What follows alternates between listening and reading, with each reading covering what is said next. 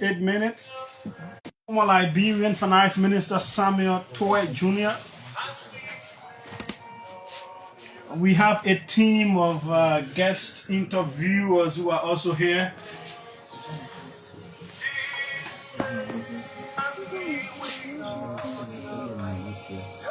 Share the video, invite others to join in. Joseph Nimlin, Pastor Cloud Daughter, with this one, your presence.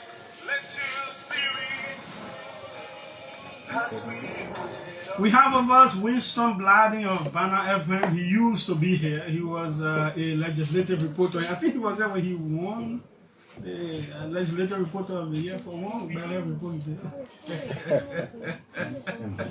No, but that was a very great report. He won it out here. Winston Blading, welcome. Thank you so kind, big brother. Gentlemen, how you can allow us to be able to see my videographer has to be able to swivel all between there. Yeah, we should be able to see Winston. He has his laptop right in front of him, very prepared. We also have with us Austin Kawa of Freedom Event. Austin, welcome. Who's now hosting the what? We were talking. How is the show called? We were talking. It's called Freedom Hard Talk. Oh, okay, Freedom Hard Talk. Freedom Hard Talk. Yeah, welcome. We also have with us Oliver Kine, who does the Freedom Pop on Freedom FM. Welcome. Thank you very much. Okay, let's now go across the table.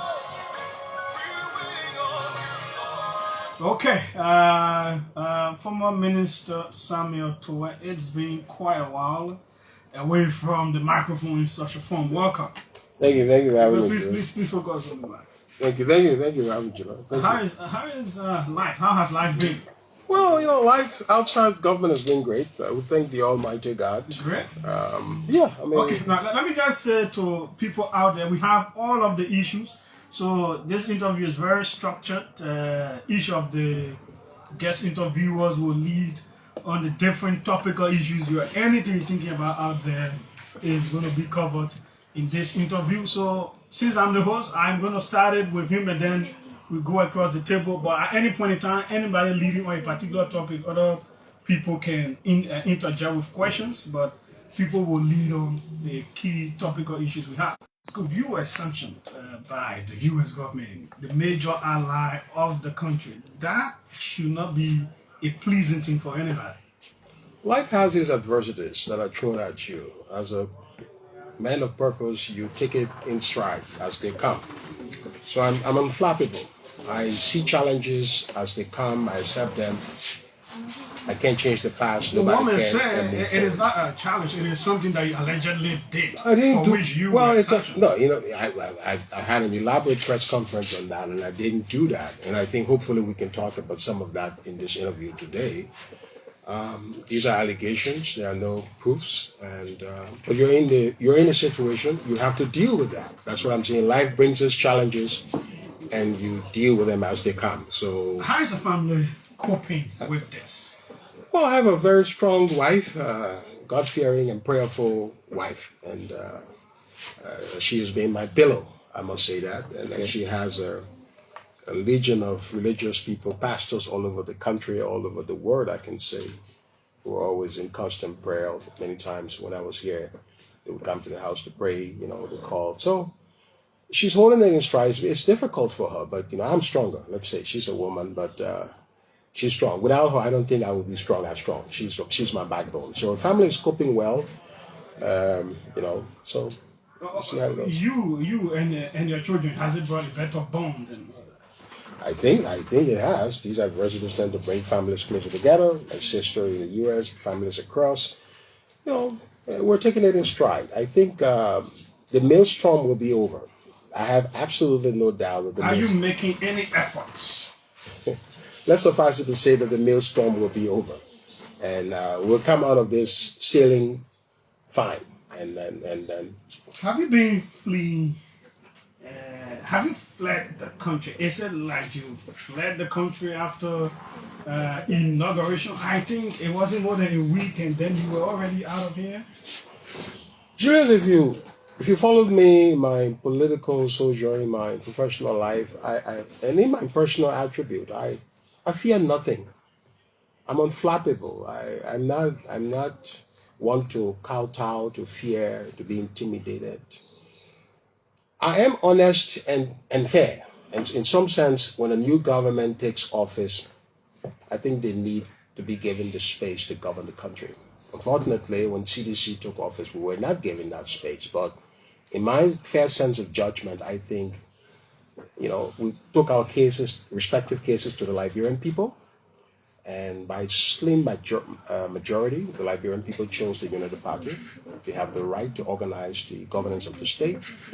We've been on the stage for 6 years. I think it's only natural to recede into the back and to spend some quiet time reflecting on the next steps. Was your travel out of the country not anticipatory of the reason you're back now?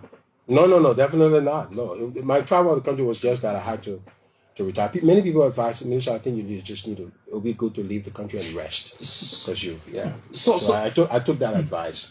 Okay, so the next question could be, were you to have won the election as the CDC, were the president we had to have won, would you have gone out of the country? Well, I would still have had time to go and rest. Yes, that was our plan. After victory, I need 2 weeks off. I mean, the enormity of the stress and the challenge. I like to say I don't do stress, but you can imagine that the bombardments we faced since 2018 up to present, and even after power, the bombardment I'm personally facing, it can take its toll. So at some point in time, normally, we do travel. When we travel for like the IMF meetings, I consider that a time to maybe rest away a little bit. But there is no time that I ever left the job to say I went for vacation for 6 years. But I would consider, Somebody is saying it took long. This your issue of resting took long, 9 months. Why all through that time? That was my plan. My plan was, I was sanctioned. The new government was coming. I was resting. So I had to reorganize my life. Sanctioned, your professional life, it's definitely in some trouble. So I needed time to reorganize all of that. You would have done that in 6 months. In 6 months, you would have done that in 6 months. It has taken up to nine months. Yeah, of course. So in 6 months, and then I was indicted, and I was called, and So after that, when the indictment came, I also had to reflect and organize with my lawyers my return to the country. Okay. But it was not my return to the country. Especially, it was not an indictment that precipitated on my leaving the country. I'm concerned about the timing. So just a week after the election, and you have to, for now, flee the country. How did you flee? Even the president left the country. No, but the timing. The president left the country. Between you losing election and you're leaving the country, inauguration. Nobody. I didn't attend the inauguration. Exactly so. Yeah. And between me and you, nobody really knew at the end that you were leaving the country. Was there a purpose? There was absolutely no purpose. Many government officials left the country after the election. Your leaving could seem like you were disappointed. Except the public. Or embarrassed by the results. So you're supposed to be here to face this stress. Absolutely not. I was advised by many friends, family, many people say it's a good thing to take a step back and leave the country. And I took the advice. I was not fleeing from anybody. Why would you? Listen, I walked into this country even after the indictment. Without an indictment, January 23, January 24, why would I leave the country? What would they do to me? I have said to people, and I will say it on this show today, the Liberia we live in today is different from the Liberia we lived in the 1980s or the 1990s. Nobody should illegally go and arrest somebody, violate their privacy. So I have faith in that process. I told people I can stay here. What do you do to me? To come and arrest me, you have to convince a judge who will have to give you a rate. You can't arbitrarily, as a law enforcement, just move and arrest me. That's the democracy we live in. I have faith and confidence in that. So I wasn't fleeing anything. There was a new government.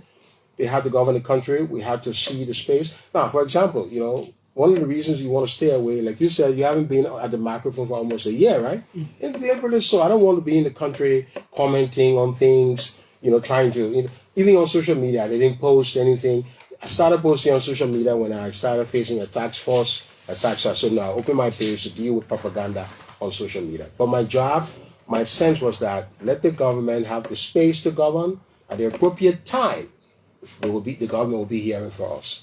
I think this is the appropriate time. Yeah. Okay. It wasn't Let's particularly go. about the government. Since supporters of your party, after you departed the country for other reasons, began to shift blames, pointing finger because of your overconfidence. Now you have an opportunity. How do you respond to them? What do you mean shifting blame? We ran this country. The results are there. We'll talk about some of the results. The Liberian people had too many options. They had cases presented to them by different parties. There were a lot of misinformation that characterized these elections. We'll talk about some of that. And I will speak directly to the Liberian people about the power they have on acting on information in their possession to make changes in the country. They have to ensure that the information they act on or they vote on, that information set is accurate and is robust. If it is not, they will regret. And so a lot of what happened in the last 6 years were propaganda against our administration. We were buffeted by the maelstrom of propaganda since 2018. And some of the conversation today will review what that propaganda was, what information Liberians receive, and I know that information. I'll summarize the election for you in one. I think we will come to that. Yeah, Let me just go back on his question, on Winston's question. You stand accused as one of the key reasons why CDC lost the election. Even some of your partisans, they point accusatory fingers at you as being one of the key reasons. One, your harmonization policy. Two, how you said certain things, your overconfidence, sometimes misstatements and all those kinds of things. You talk about the issue of electricity with Ivory Coast, all of those things, people bring them in. Definitely. Tweah. But everything I said happened. All of the sort of wrap the election, you lost. No, hold on. You have to point to me what I did that will cause us the election. Without harmonization, we would not have made it to the election. So that can be the reason why we lost the election. Without harmonization, and we have the opportunity during this hour or so on other shows to talk about what harmonization is.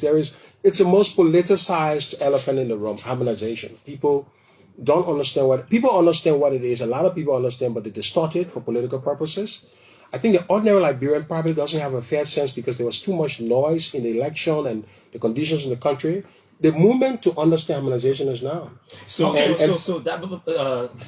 was. So let me say clear cut to Liberians and citizens. If we had not done harmonization in 2019, the government would have collapsed by 2021. That may not sound convincing No, until you can point to the indicators. The indicator happened in 2029 when we missed the first World Bank Georgia support of $20 million that caused the salary crisis. We missed $20 million support. You want to explain that? And yeah, I mean, $20 million that was part of the budget did not come, did not materialize. Let's talk about that was the beginning of a crisis. What was existing? Without harmonization, you would have been talking about. Mr. Minister, let's talk about what was existing prior to the harmonization. What may have informed the government's decision to buy in, for such a policy. You want to go into harmonization? No. Let Kyle lead on the next talking point. Okay, so you've been away. It has been 9 months since the new government took over, Mr. Boaka and the rest of the folks. What's your own personal assessment of the economic situation of the country? What's going to be your fair analysis?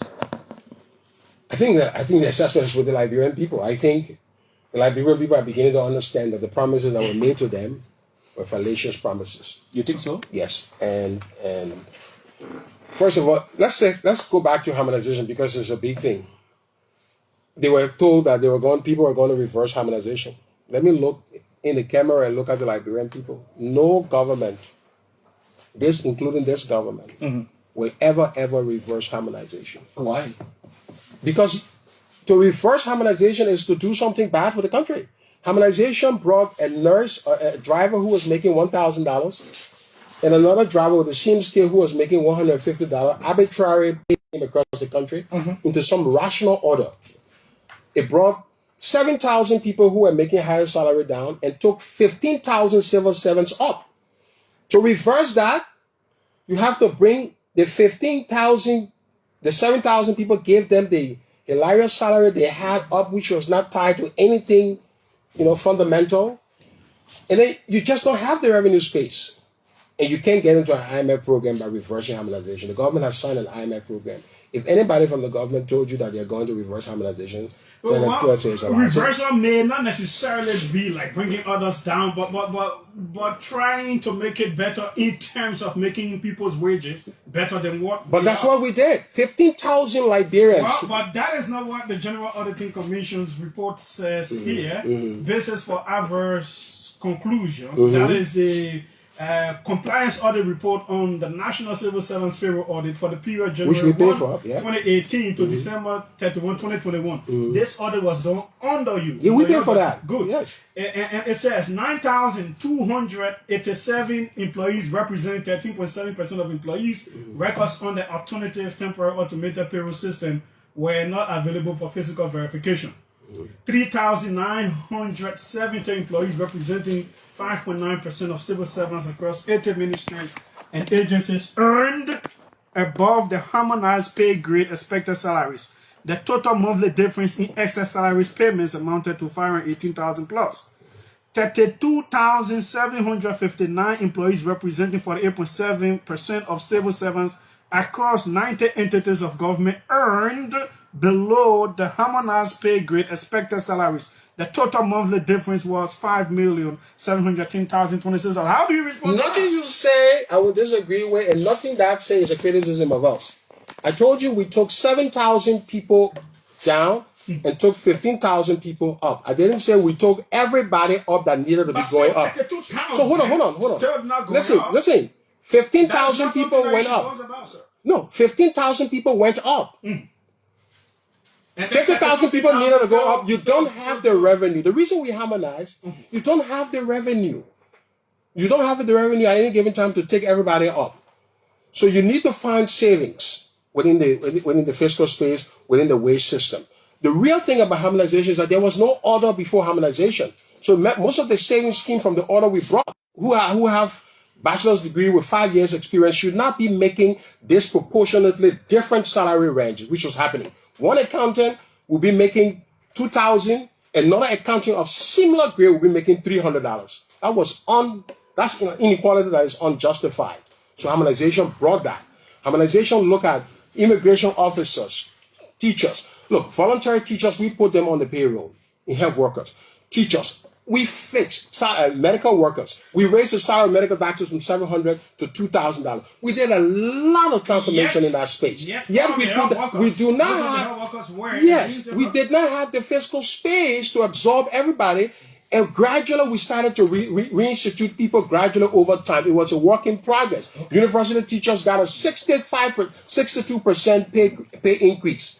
Their salary now is probably among the highest because of us. We still owe them 30%. Why we didn't do the 100% for the teachers? Very soon the teachers are going to be asking this government to take them to the 100%. We took the teachers to 60%. They need to take them, 65 or so. They need to take them to the 35%. Why we couldn't do that? When you're doing reform, you can't achieve all with the deficit situation that we face in terms of revenue. Okay, you had about 70,000 people on the payroll. So it's not possible. So this is why I'm saying, when you say reverse harmonization, let's stop that language. Let's talk about, first of all, the need to increase. Before we left office, the president, based on the understanding that we have with the health workers, signed a memorandum. We studied the wage structure and midwives who are underpaid. We developed a memorandum, a policy memorandum, to move them higher. Our government placed $5 million in the budget. Why this government has not effected that? Because that was something that the health workers are aware of.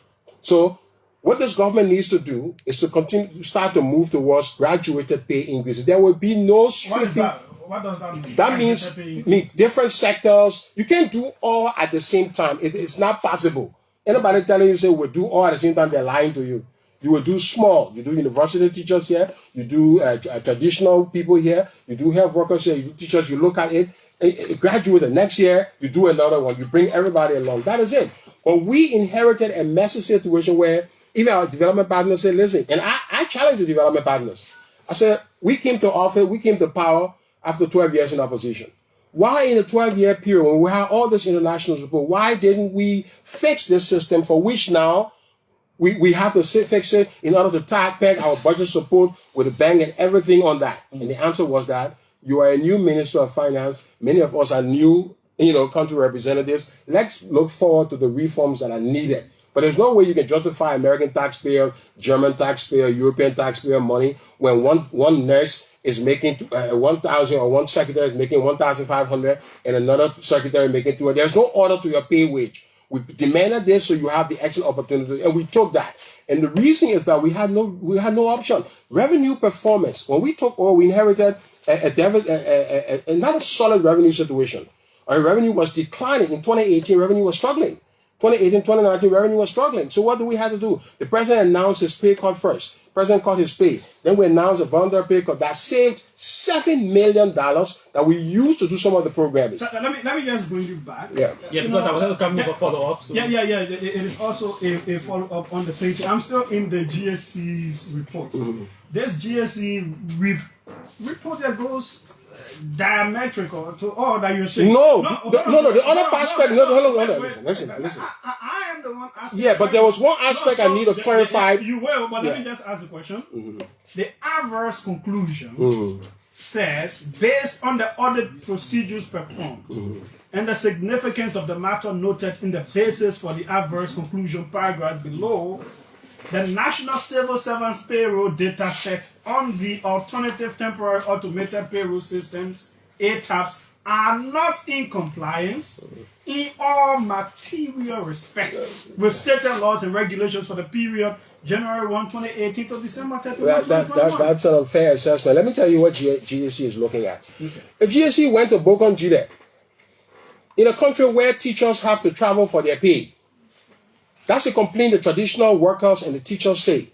How come these people will tell us we're not on the payroll when we have to travel sometimes to get our payroll? They're traveling distances. So what we told the GSC is that, listen, our technicians say, listen, those numbers are not actual. When you go back, you will actually see those people. So you can't go on one spot job in the interior, now find somebody and call them ghosts. There has to be reconciliation. Normally when you do an audit, you have to reconcile with the auditor. The auditor and the auditor have to reconcile. So when you look at those numbers, those are not genuine real numbers, say 9,000 goals. No, you have to verify them. When you go back, you will see the guy there the next month, the next week. That's how the system runs. So those are the challenges that we face in the rural area. These are long distances. You go to River G, you go to places, you see teachers are not in classroom. Sometimes the teacher got to walk for distances, come to Monrovia to run behind the place. This is why we're decentralizing the pay system. These are all the reforms that we're doing. So the GSC report is not contradicting many of the things we're saying. Some of the findings were temporary, they had to be reconciled. In terms of pay raises, we took people up 15,000. We cannot take all of the civil servants up. That was a claim. I made that point significantly because of revenue difficulties. And this is what I think we will do it on a graduated basis. With this follow-up. So we stand proud on our record, and we're asking the current government. We know they can't change the system we built. They can never change that system. They criticized the system when he was there. One negative, they can change it. In fact, it's been 9 months. Have they changed it? So let's forget about the criticism. They are now governing. What can they do to the system? What they are doing to the system is probably they're going to make it worse. And we'll talk about some of that. Yeah. If I'm correct with your math, 70,000, 15,000 up, 7,000 persons down. That's correct. Or at a certain level, that's 22,000 persons we're talking about. Yeah. That's less than 22% of the civil servants we talk honor your leadership. Right. So I mean we're talking about less than 22% benefited from your harmonization. The rest did not benefit. No, you can understand what the reform. There were certain ministries here under the United Party government started to do a reform. They took the salary of Ministry of Finance, Civil Service Agency, I think Foreign Ministry, 5 agencies of government. They took the salary way up. Then they stopped. So you have a country where there are about 95 to 100 government entities. You start a reform with bloated wage structure for certain ministries, 5 of them. You realize, I can't continue this reform. Mm-hmm. You stop it. Okay. It's like you go into Maryland County and you put 5 gallons in the car, 10 gallons, and say, I'll reach the people. Hold on. And you reach the Ganta. Hold on. So, the elevated salary at Ministry of Finance is not the salary at Ministry of Agriculture. There's a vast difference between the wage structure of Ministry of Agriculture under the United Party government and Ministry of Finance.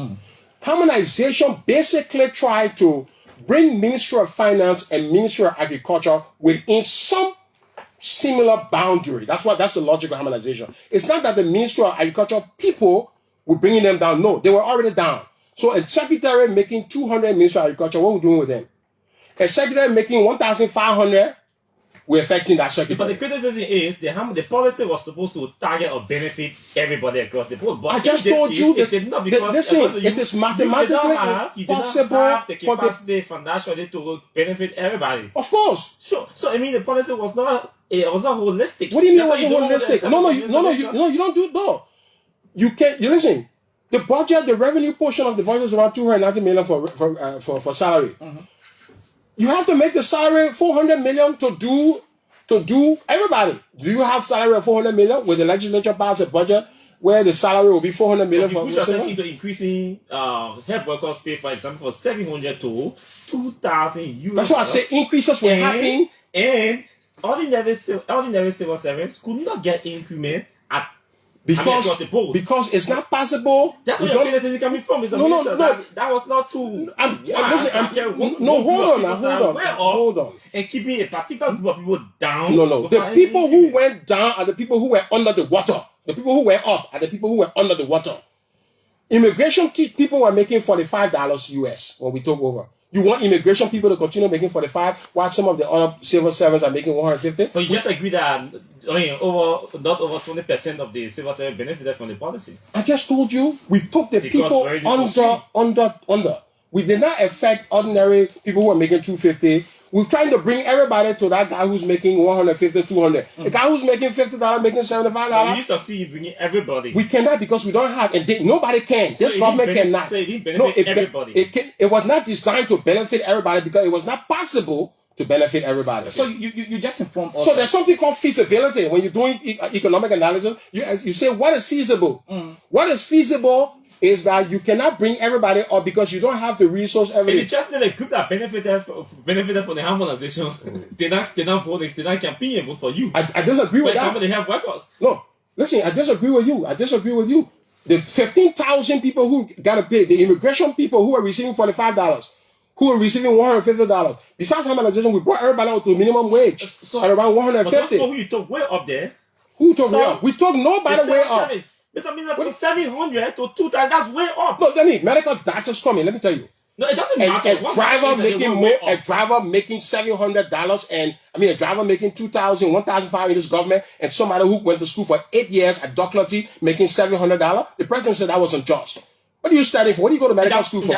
So we took the doctors up to 2,000. That's why some of your critics believe your harmonization policy, especially the portion, the bracket that targeted health workers should have. If you won't criticize my harmonization policy, you haven't directed to the Listen, if you won't criticize my harmonization policy, don't do so in theory. Okay. You are now the government. So take every civil servant to 100% now. So here's the situation. That's it. So the criticism of harmonization is not theoretical. Mr. Minister. It is current right now. We have a wage structure where people are still significantly underpaid. Let this government bring everybody to a desired level that is... You already said they can do it. Okay, but if they're doing it, then who's criticizing who now? They have to criticize you. Okay, how are you criticizing me if you're not able to do something? If it's not feasible, you're a student, you study economics, do something called feasible. So here is it. Here is it, Minister Tweah.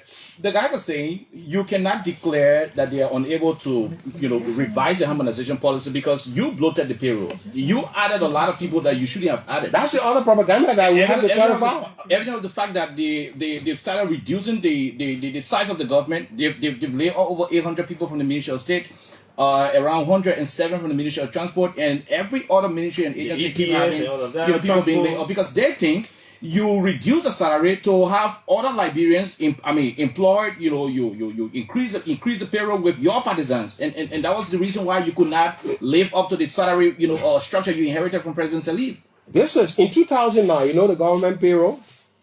In 2009, do you know the government payroll in 2009 under President Salif? That was around 32,000 persons, right? Yeah, whatever. But the cost of the government. The government wage in 2009 was 109 million. Do you know the government wage in December 2017 when the president was leaving office? What was it? $289 million a year. Okay. So from 2009, 100 million or 109 million to 290 million. Now, who carried the wage up? That's CDC. And where did you leave it? So when we got in, CDC put around like 3,000 or 4,000 people on the payroll. And I will not tell you we put people on the payroll. But one of the things we did was we found savings for absorbing of our people. I just told you we achieved 7 million in cuts. We got ministers were making 7,800. We brought ministers down to 5,800. They're trying to carry ministers back to 7,800. We brought ministers down to 5,800.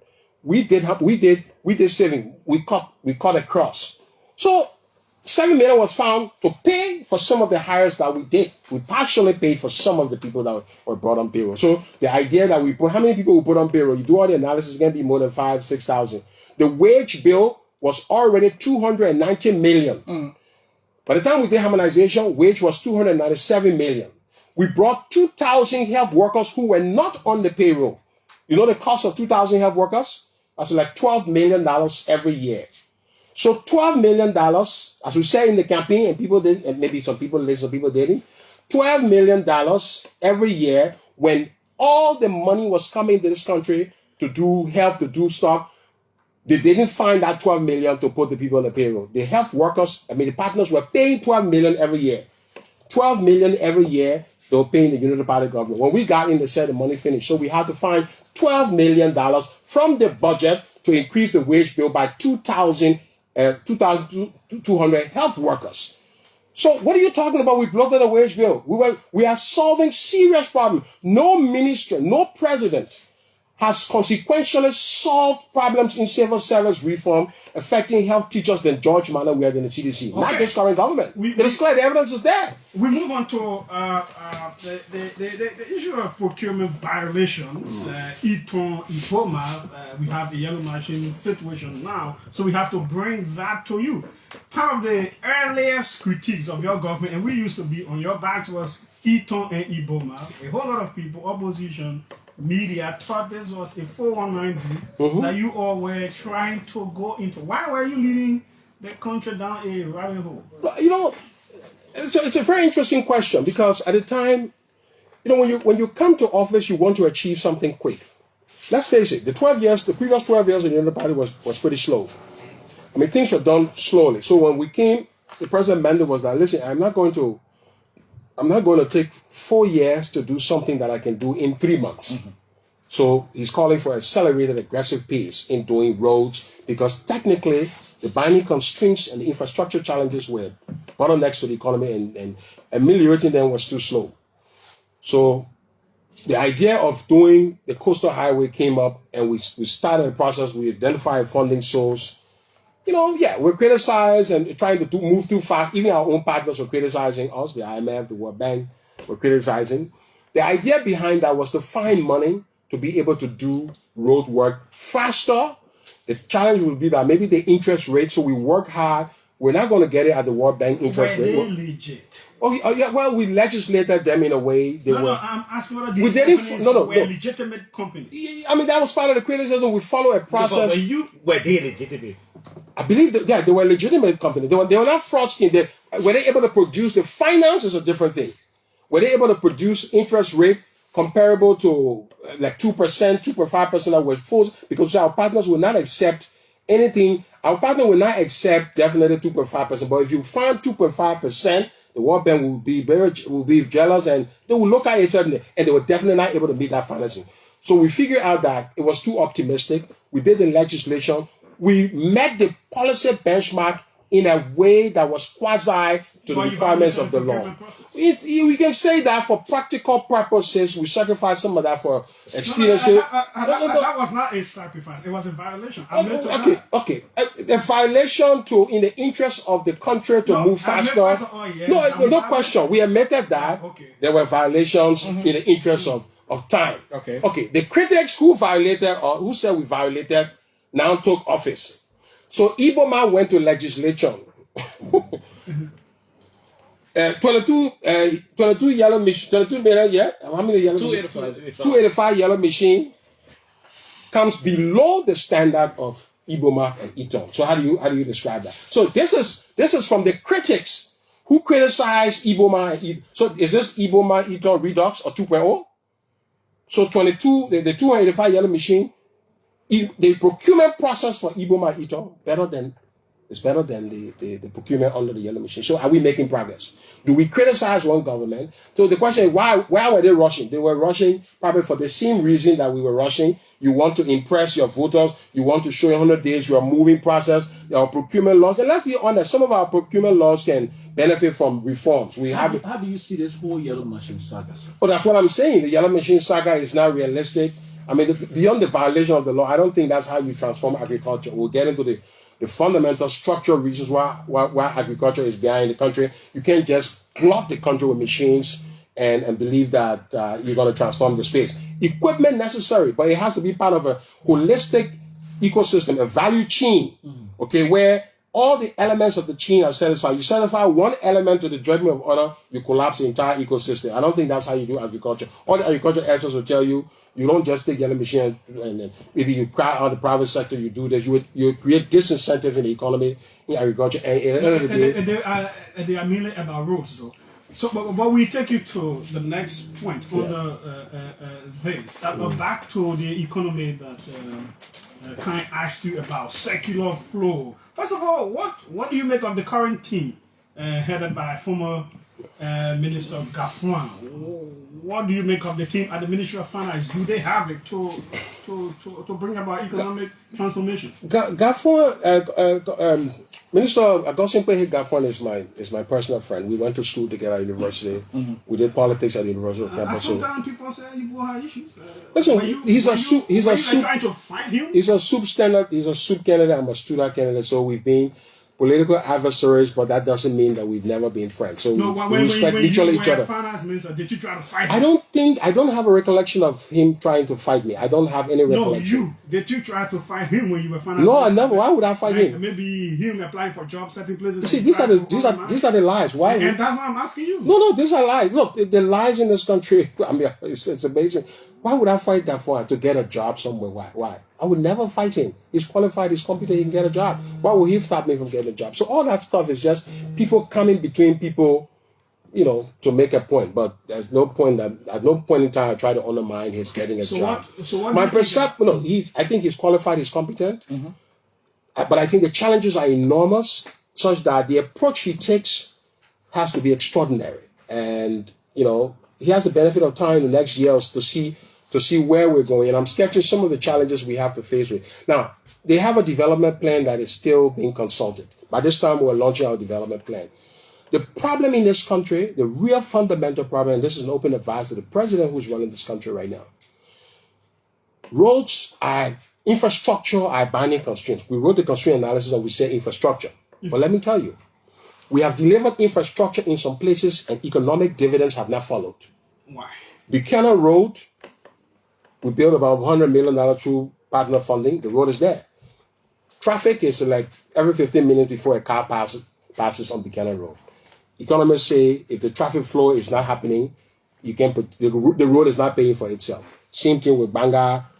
So why is it that when we put roads somewhere, we don't see the attending economic benefit? This was going to be the crux of our PAPD 2.0. I discussed that with all of the partners. I said we will abstract from road infrastructure. We say we're doing the roads, but we assume the road is there. What happens to the guys who have the farms, the people who are living on the roads? Why capital is not going there? Why the banking sector in Liberia is only giving 17% to businesses, to the private sector, when in Ivory Coast, in Ghana, in sub-Saharan Africa, the banking sector is giving 43%. So we have that large gap between us and the rest of Africa.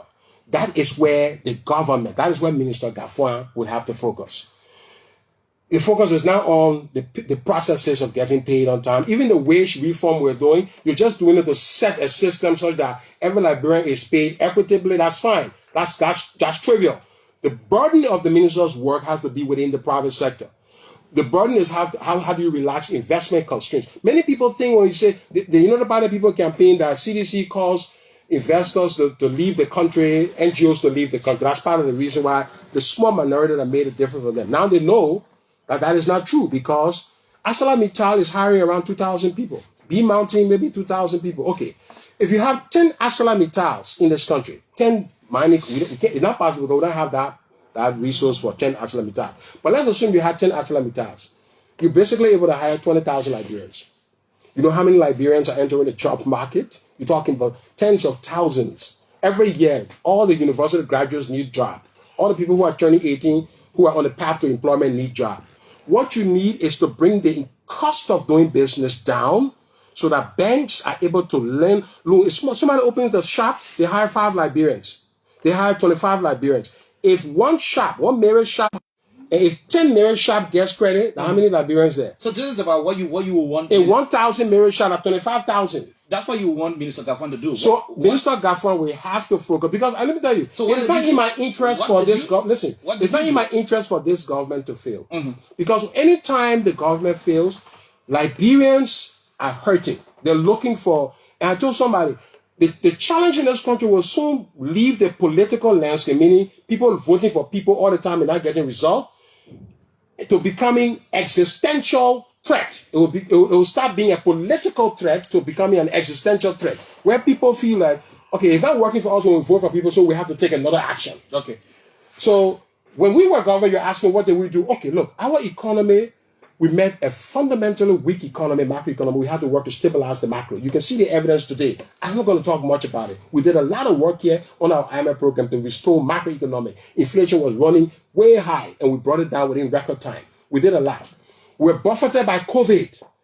Even during that period where we were buffeted by COVID, we set a record that we grew revenue by 3% of GDP. The records are there.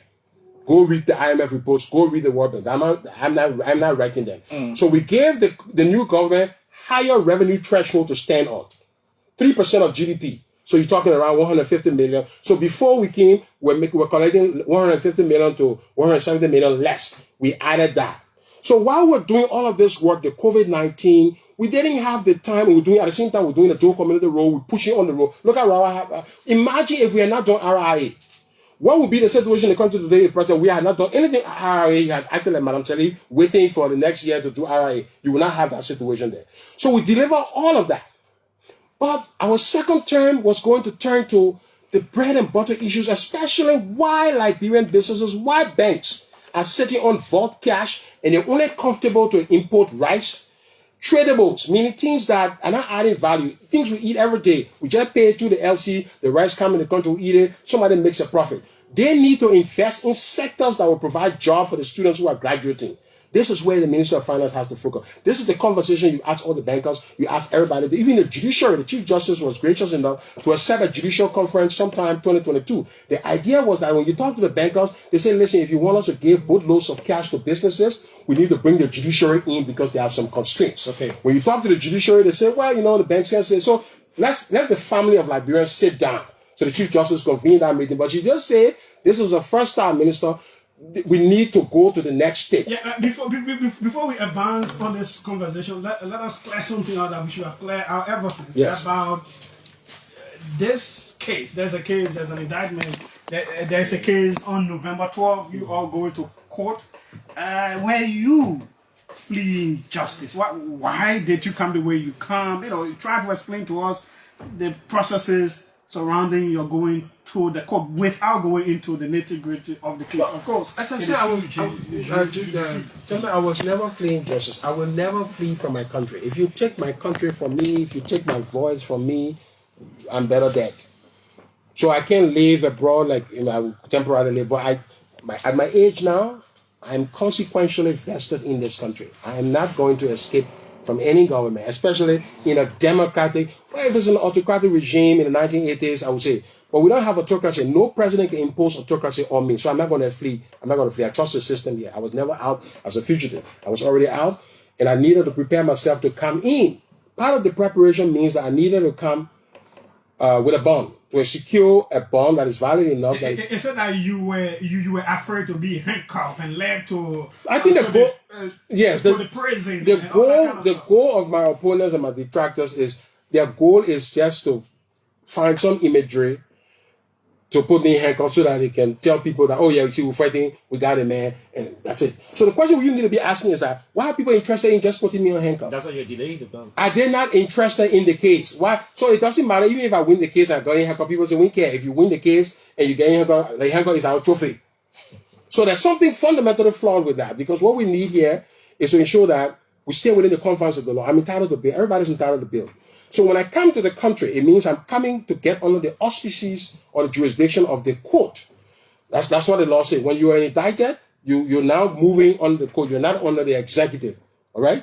Under the executive will put you in jail. You do all that work. Under the judiciary, under the court, you have to go through the process. So the judge read my rights and said, I'm entitled to bail. Okay. And he approved the bill. So that's what now if they had arrested me they could have arrested me at RIA. $8 million. Is it I give $8 million?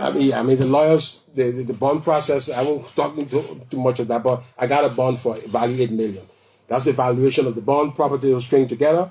And in fact, I was just informed that a judge may grant me without a bond. It is within its right, or it's my constitutional right to also be entitled to call it, I think, Article 13 or something under the law. Yeah, without a bond, you can get free. It's up to. Do you trust the judicial process to handle this matter? I mean, listen, our judicial has its own fair set of challenges, no question. I told you about a judicial conference where there are a number of challenges we're trying to resolve in the business climate. But I will say, I trust the democracy we are in today. We're not living in a dispensation where the will of one president, not even President Tweah, the will of one president can override a whole system. I trust the wholesome nature of that transformation. The judiciary is part of it. The executive is part of it. This is why the LACC that we passed says even the president cannot dismiss the LACC commissioners. He has to do so through an up and down vote by the senator. So you have to impeach. So this is why LACC people should not be afraid of the executive. They should not be taking command from the executive. They are empowered to do their work because they cannot be summarily dismissed by a sitting president. So that is the extent to which I'm confident in the holistic reform since the end of war. But yet you accused the government of attempting to arm twist, weaponize the court. But there are elements. That's correct. Yeah. That doesn't speak to the level of trust that you express. No. There are elements within that system who believe we still reside in the 1980s. So you have to bring them back and say, listen, to arrest me, you have to arrest me legally. I'm not afraid of arrest. I'm afraid, okay, I don't want to be arrested. Now, if you arrest me legally, that's fine. Maybe I'm afraid of legal arrest. But I'm not afraid of illegal arrest. Like right now, the police can come here and arrest me. We're talking about, I think we're going to audits and the fight against corruption. Mm-hmm. Because I read a piece from you, I think about 2-3 days ago. You described the audit process or the allegation as bogus and all of that. It says to me that you do not have exclusive confidence in the GAC process. The GAC that you, meaning your government, recruited and hired. That's a misreading. Yeah, you do not have. Jackson was recruited under your government. That's a fact. That's a misreading of what I wrote. I'm not saying Jackson was not recruited under my government. No, but that's the insinuation in your post. That's the insinuation. When you describe allegation as a result of an audit report as bogus, you're indirectly telling the public that the GAC audit report. Nothing in what I wrote. My writing is still on my page. Nothing in what I wrote accused the GAC. No, but there's a word you use. That particular word you use, bogus. Yes, I said bogus. So what it says? You were insinuating that the allegations against you are bogus allegations. Those allegations are drawn from the GAC. No. The GAC recommends. The GAC does not go to prosecute. Exactly. So. Okay, so I'm not. It doesn't change the fact that the allegation was that was drawn on accounts of an audit report that was conducted by the GAC. What audit? This case we're in is not GAC audit. So what are you talking about? Mr. Minister, it's GAC audit. You see, that's the thing I'm talking about. You are providing information. Okay, it's not what GAC. No, I'm asking you. It's not a GAC audit. You have to understand that this is not a GAC audit. Which audit is it? It was some special investigation audit set up by the president. Conducted by whom? By the president, by the minister, not by the GAC. Mr. Minister, the entire audit we're talking about is an audit that was conducted by the audit system that you. Listen, don't mischaracterize. I'm not attacking the audit institution. I respect. Okay, I respect. When the auditor recommends, Okay? There's a difference between the commission of a crime coming out of, you have to take the audit, the prosecutor have to look in the audit and see whether a crime was committed. It's not GSC that making that determination. So my thing was, my eye was not on GSC. My weaponization claim is not at the expense. GSC auditors that do their work. No, but your post does not have to necessarily mean or state that your description. There are elements in the executives who will want to witch hunt. GSC is in the executive. No, I'm not saying GSC. I just said that to you. I'm saying there are insinuations from the public that what you I am here now. No. I'm telling the public you are trying to mislead the public. No, you need to provide the clarity. No. There is no clarity there. The GSC I just posted today. When the GSC says there's off-budget spending or something, that doesn't necessarily mean a crime has occurred. Granted. Okay, so if you go and arrest somebody on the basis of that, on the basis of that, is that the GSC committing that error? No, it's not the GSC. It's the prosecutor or the Minister of Justice or the people who are going to arrest people for an off-budget process. What? No. He's stretching what the GSC is doing, but he's not. Mr. Tweah, please come and answer these questions because I'm answering. No, Mr. Tweah, please come and answer these questions because the GAC said you did this. On accounts of what the GAC has reported, we have formed an indictment against you. Mr. Tweah, what do you think? I think the indictment is bogus. What does that suggest? They infer from what the GSC audit. Again, I'm saying, let's not talk about the audits you're talking about should be the audits that GSC conducted. This audit was not part of the consolidated audit. The GSC as okay, so the GSC audit that audit was conducted. That's correct. So the movement from the audit report does not lie with the GSC. To move from audits to go to prosecution is not GSC. That is understandable. It's LSCC that's doing that prosecution. Okay, LSCC will go and make the determination. LSCC can go and investigate something and figure out, oh, there is not a commission of a crime here. Despite the GSC will know that. LSCC can also make that determination. So why is the burden now on the GSC? Why are you saying that I'm criticizing the GSC? No, but generally. So take that back. I come to the country. Generally, yeah.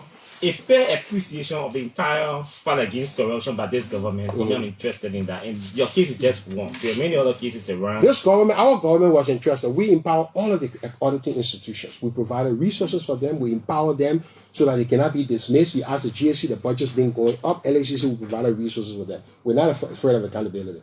We're afraid of using the processes of that to witch hunt. And that is not done by the institutions. That could be done by political authorities. Is this something that you're sensing in the entire process? Oh, we're seeing that. We're seeing that through the dismissals that are happening in civil service. We're seeing that through the targeting. So what I'm saying, it's a witch hunt. And we will go through the judicial process to vindicate ourselves out of this process. Are you saying that this region is not honest in the fight against corruption? The fight against corruption has to be holistic. Okay. It has to be honest. It has to be sincere. When you want to do something, when you want to do change, you can't be doing the same thing that you're trying to imply somebody else did.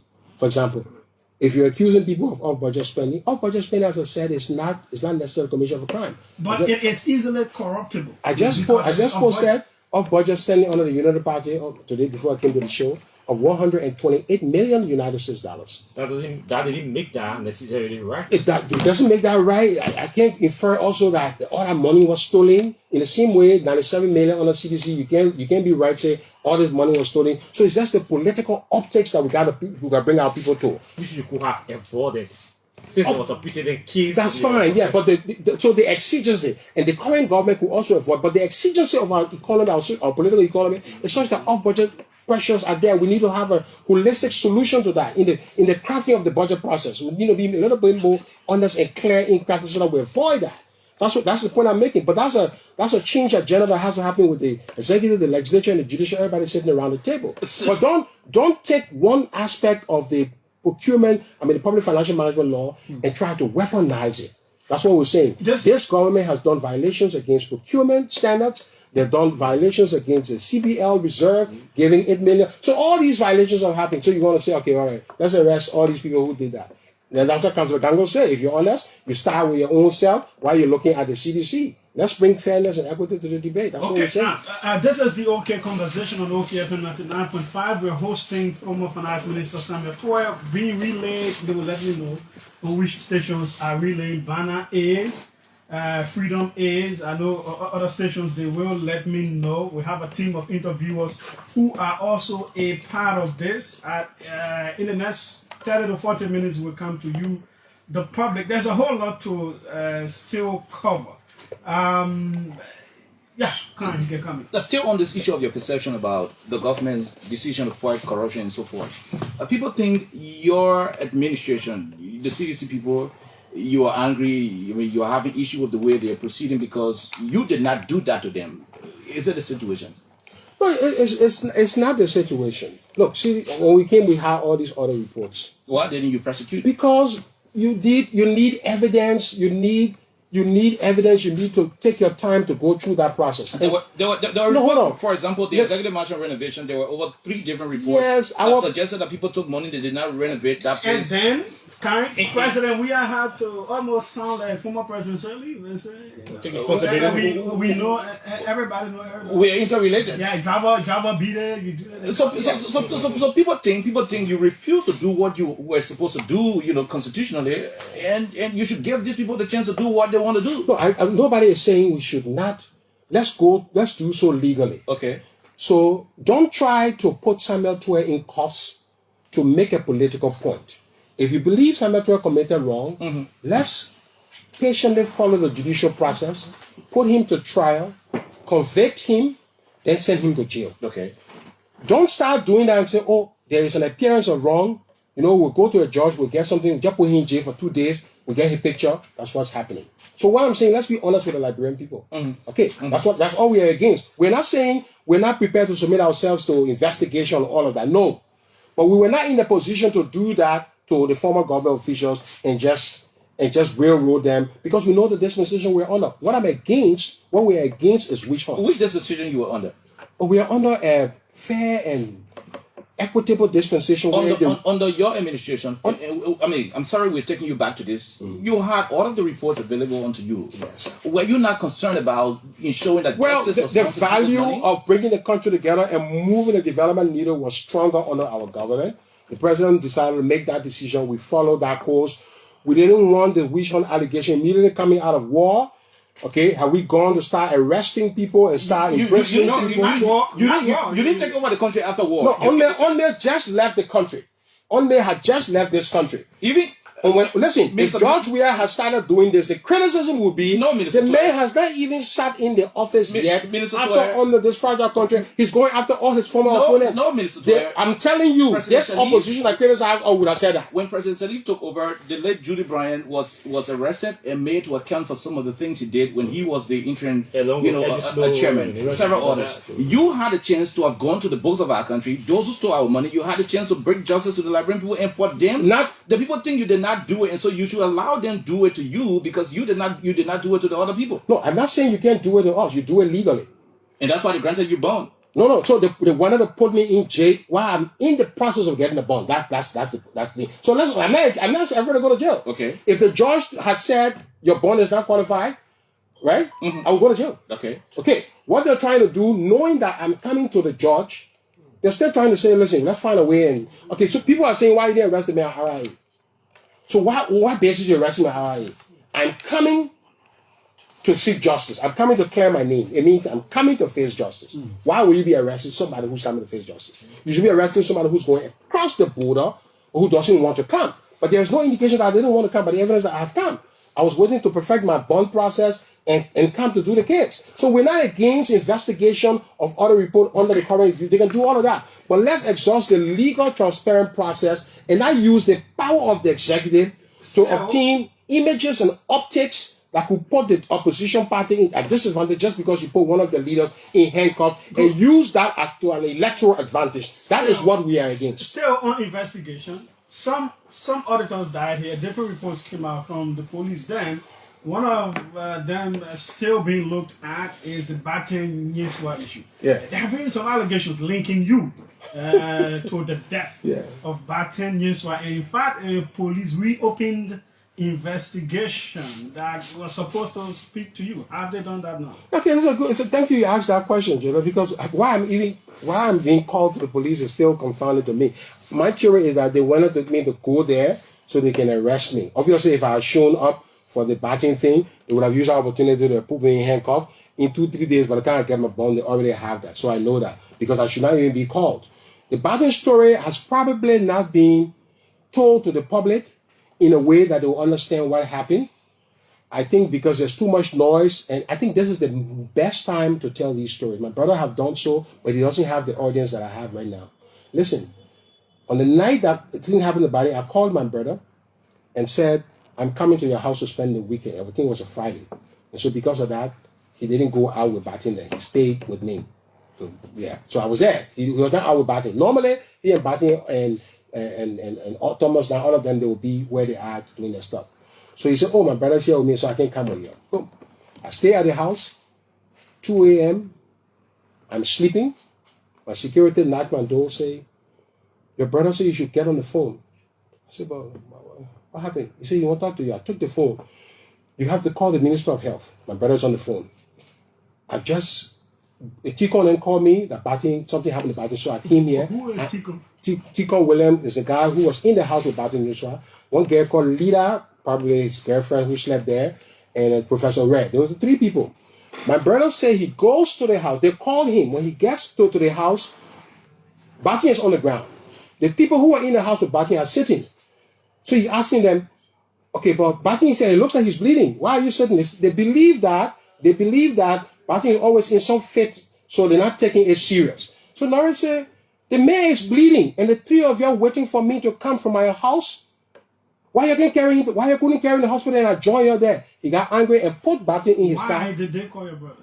Because that's a question. So he's asking, why are you calling me when you could take the man to the house? Why? So my brother is some figure among them. He's a lawyer. They respect him. So they always do things together. But his anger was that the man was bleeding and they believed that he probably wasn't and they were just sitting. So this is how Norris took the living body. He was not dead body when Norris took him to JFK. When Norris was taking him to JFK, he called me and said, please call Dr. Brown and Dr. Jala. And you come to the JFK because I'm taking Bati there. That's how we got there. And I met Tikon and I met Ray and asked them what happened. And they were all shaking and explaining what happened. What did they say? Oh, they say the debate was the Bati fall. But now, so we started asking, one door was open. I don't know who opened. So I said, okay, but if we started asking them, so what happened? Who carried the man up? They explained. They have all the stories. The girl who was in the room, everybody. So if you're looking in this case and say there's a foul play, who are you supposed to be asking questions to? That's Samuel Tweah and Norris Tweah. Norris Tweah was called by Tikon, was called by Lila. And he called me only to call Dr. Jala, to call other friends, Bill Tweah, other people. That's how I call all these people and say, gentlemen, our friend is going to the hospital. Let's go there. And when I went, I saw Bati fighting for his life at JFK. He was not dead. When Dr. Jala went there, he was not dead. So on what basis you calling for Dr. Jala? Maybe they said they want to close the case, so they needed the perspective of Dr. Jala, me, because I commented on this stuff before.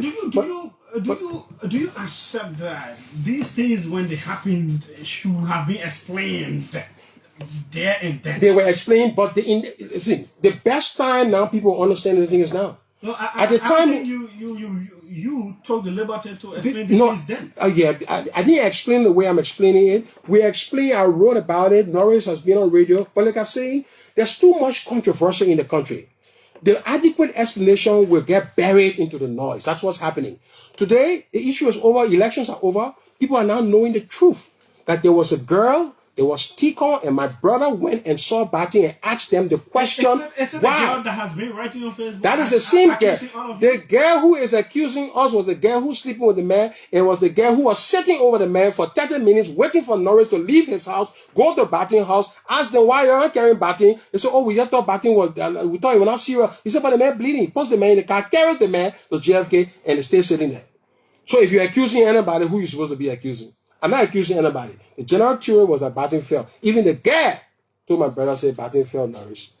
But now everybody wants to turn anything that happened in the country now into politics since we're going to election. Even the guy who died at SKD. Go to SKD. This was a clear accident, broad daylight.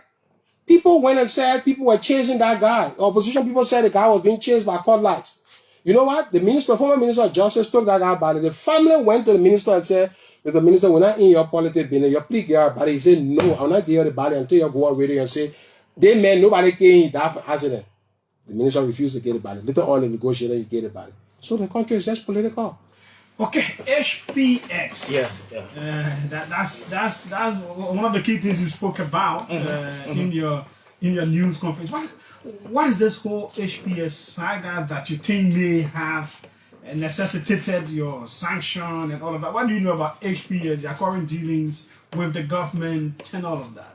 Well, I mean, look, because I got the government of Liberia, you Summit were facilitated eating at least $40 million from your government ate HPS $40 million free just like that. That's not true. You gave them what they wanted. Oh, HPS committed resources to the government to the tune of $30 million. Okay, 30 million. 30.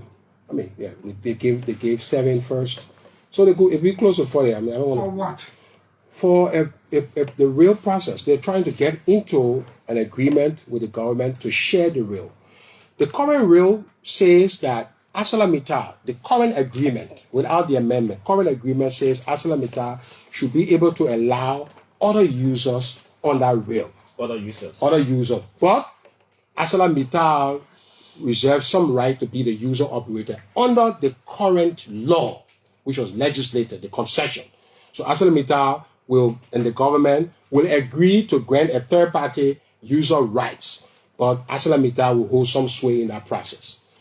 The debate here is that if ArcelorMittal is already having interest in it and they want to be the user operator, then it's not going to be fair. That's HPX contention. In that whole process of negotiating, my argument is that how do you take the law from ArcelorMittal giving to them right now, which gives them the right to be user operator of some sort, take that away from them and write a new law that says they should invite a third party, which is what we're pushing for. But to do that, Mittal and the government have to agree that we don't want to be the user operator because Mittal already has rights that gave them user operator. The government said, Mittal, the time we gave you those rights were different economic circumstances. Now we want to be able to invite other parties. We're looking at a whole value chain in real. It's not just you operating the mill. So the economic circumstances have changed, Mittal. Okay, so can you work with us to write a new law that will then allow independent third-party users, and that's where the challenge has been. How does Mittal see that right, that it enjoys currently, it has maybe about 7 or 8 more years to that right, for a new law? What language do you carve in? We spent 3 years negotiating language and we're at a deadlock. People, for one reason or another, some people believe that, some people are obstacles. For me, the negotiation that I did, I'm a man of logic. The logic is that you had to go through Mittal either by coercion or by suasion of some sort to be able to arrive at this deal. The only way Mittal, you will have this third-party agreement is either through you use the military or the army to go and bulldoze Mittal and say, Mittal, leave the country, we are taking our concession from you. You go to court or you appeal to Mittal. One of those things have to be true. We don't want to go to court. We don't want to lock the whole mail process in court. So that one is out. The only other option then is that if we're not going to court, then we have to use moral suasion in some form. That also is difficult. The bottom line is that one party has a right. They've been here, they invested billions in the country. They're claiming that there should be commensurate investment by the other party that's coming. So it's a complex negotiation. So in that process, some of us got sacrificed because there was an information I received that if Mittal gets a third amendment, you will be sanctioned. People told me that people are trying to sanction you through Manisky. They may not get it, they will do something. And when the sanction came, when they put money, I knew the guy was correct. But in this case, Mittal did not get the agreement yet. So Mittal does not have the agreement yet. And they're still protected by the old. They have 7 years of the concession. And Mittal is making some investment to go to the next stage of their phase 2, which will hire more people. So if we don't give Mittal the second amendment, we also don't have HPX. Where are we going? So it seems the current government is doing better at this because HPX seems to want to build their own rail also. We are waiting to see whether that's happening. That's what we're waiting for. We're waiting to see. Because if HPX is building a new rail, then there is no need for Mittal to share the current rail. You got to understand that. A new rail means it's running parallel to what Mittal has now. Is that the case? That's what we wanted to say. We told many of the investors that come, why don't we do a new rail? The problem with a new rail is that the mine that they're trying to evacuate from the south of the border, right around here, contains only small ore. It's not the main Simandou range. The Guineans do not want their ore to pass through, to come this side. They want the oil to go through Corner Creek, which is more expensive. Investment is around 25 to 30 billion US dollars. So investors are wondering why. So Guinea has some small oils around Nimba. So it's those ones that HPX want to bring. If you want to put $4 billion to invest, you need to be looking at the oil that Guinea does not want to come to Liberia. And we don't have any indication that HPX has that agreement. So anybody who says there's going to be a $5 billion or we're going to sign $5 billion, you got to take that with a grain of salt. Did this come before you also? Because we've been hearing in the corners that Mita is paying more in terms of royalties to the government per ton compared to what HPX was. Mita is a prime investor, yeah. Mita is paying more money. Mita is hiring more people. Mita is doing everything. HPX, the government, if HPX ships oil, the government will get maybe, let's say the government get $2 million for every ton of oil. If HPX ships 2 million oil, HPX, if they cross 2 million oil, the government, 2 million ton of oil, the government get $2 million. If they do 1 billion ton of oil, right? The government get that amount of money, $1 billion. So that's the price. That's what we get from there. It's not that they are investing in the country. Because of evacuation. So they pay on shipment. Mita is investing. Mita is investing. That's correct. So that's it. So look, we want it. We want Mita, we want HPX, or we want a third party. But we have to achieve it. We talked earlier about feasibility. The economists say you got to look at what is feasible. Meaning, you can't have two bags of rice and you plan for people with 20 bags of rice. It's not feasible. You can't have 2 bags of rice. But there are cases where you have to sit with other external partners. We see that the whole case to the United States government. Okay. We told the president, Mr. President, this thing is saying, because when I went Washington, I heard about this sanction business, I can't wash my hands. I said, Mr. President, people are trying to destroy my family.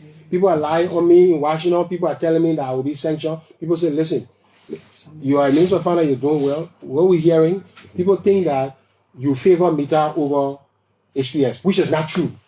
There was a time when Mita was against me at one point. Because I'm for the logic. How do you grant a third-party access with or without Mita agreeing?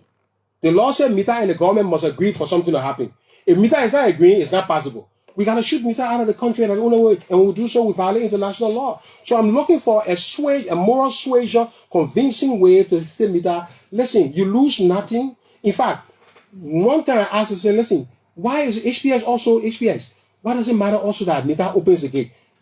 You just want to ship your oil across to the extent that we can write the laws that you are protected, and Mita doesn't have any extraordinary right. We did all that. We did all sides of the negotiation. The National Chamber, the National Investment Commission, Minister of Mines, Minister of Justice. We spent endless amounts. Just 1 second. I read a piece where a scholar was proposing to the government, which they said your government refused to listen, that say Mita was paying more, maybe you should have given Mita leverages. Since they've invested in the infrastructure, they'll pay, I think, around 17.50 cents per ton and all of that.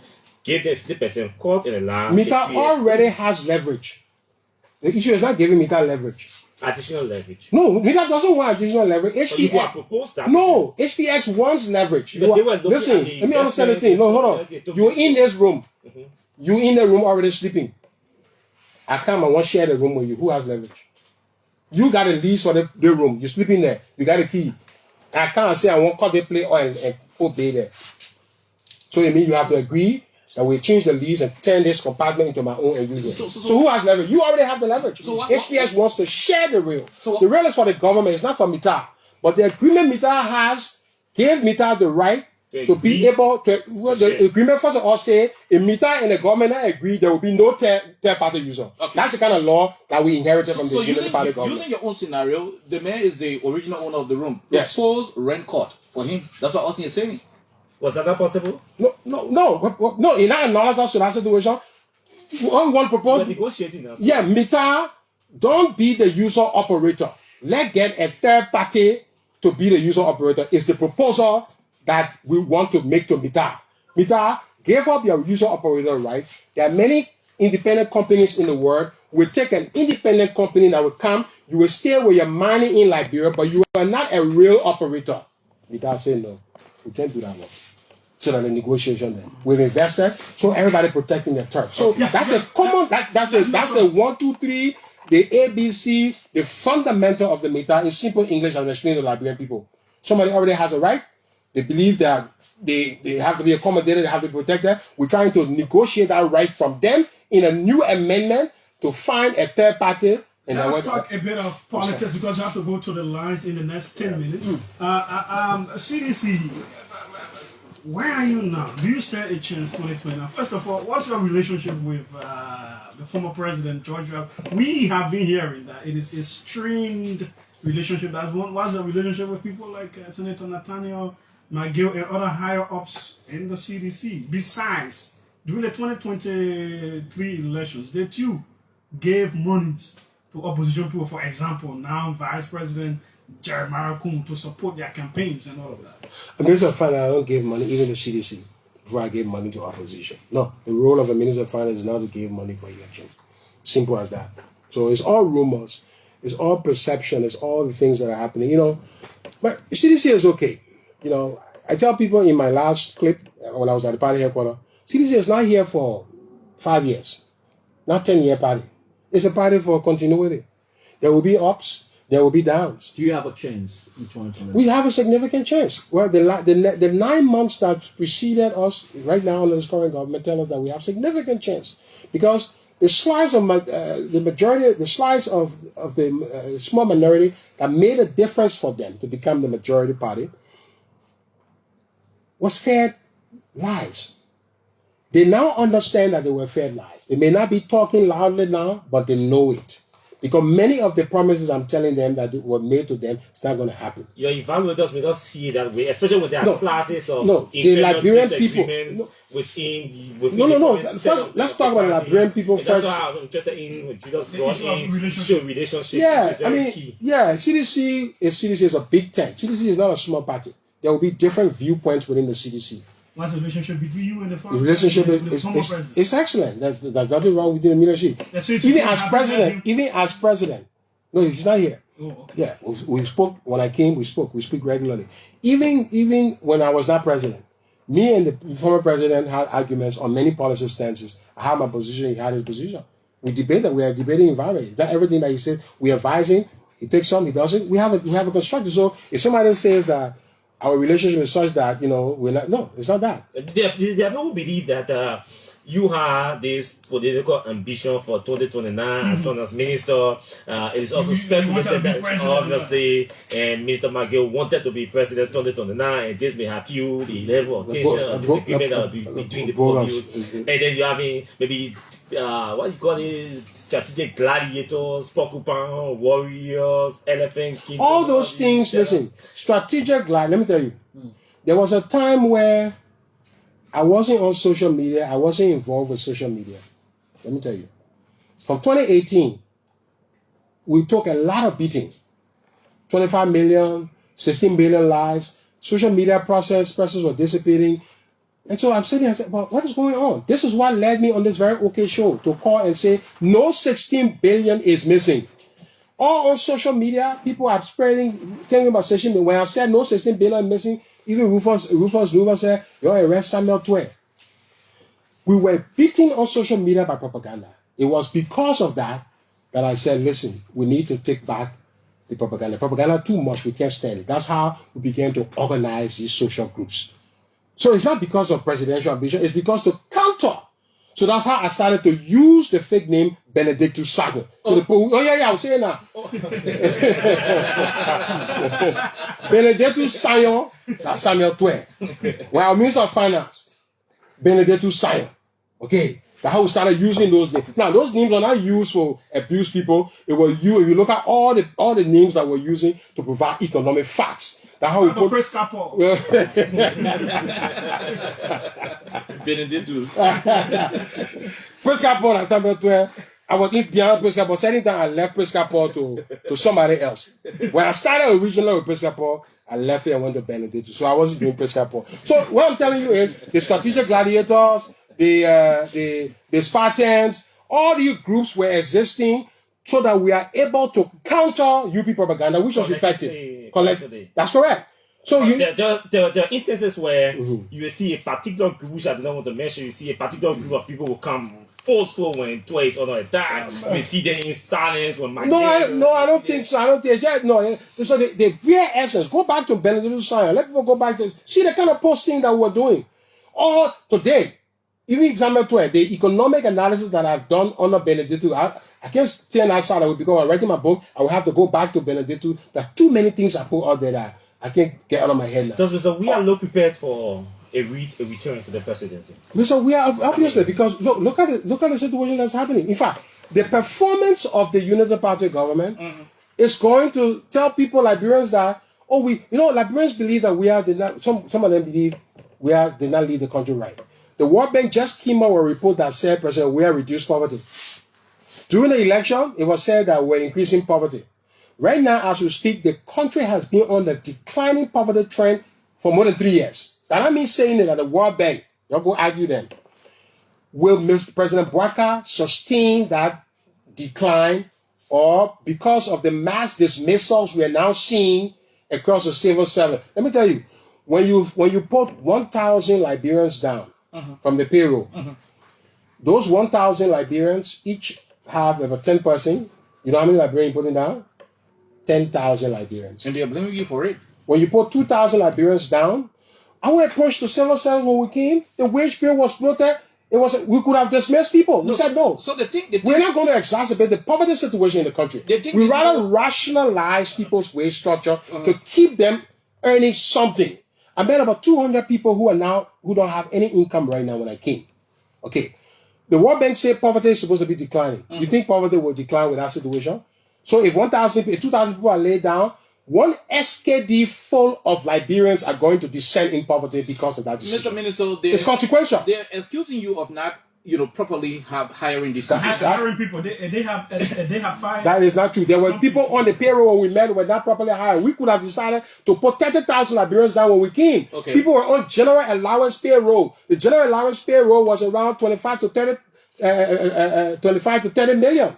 The point is, you should have 25,000, 30,000 people on general allowance. What are you talking about? 47,000 people on civil service. We could have decided since all of those who were hired on general allowance were now hired under the civil service, so we sacked it. Did we do that? You know what you mean if you move 37,000 people? Like 370,000 people you put in poverty. So why didn't you process them through the CSA and ensure we processed them through the CSA. When you just think are just small thing. Harmonization will not be 100%. Nobody does the reform 100%. Okay. What you're arguing for is perfection. Only God is perfect. No process on earth is ever perfect. So when you do harmonization, you have a score of 85%, 87%. The question is, when a man is talking about the 13%, it's as if you didn't do the 87. No. Does it mean when you hear that there are people who are in the down meaning, where, for example, let's use the foreign service as an example. People were posted in the down meaning. Some did not take up assignment. Some took up assignment. The government is refusing to pay them over 8 months because the process was not. Yes, some have returned. Yes, because they said the process was not done. There's a fundamental difference in program logic and governance here. And you have to wait for that. No, you got. No. We began reform from day one, and we began fixing this wage bill mess that we inherited. So we should get a credit. Go to the World Bank reports. Go to the IMF report. You get praise. All the partners praise our wage reform. How come our wage reform that's praised internationally, that's getting us all the tons of money? No government has received more assistance from the World Bank than the WEA administration.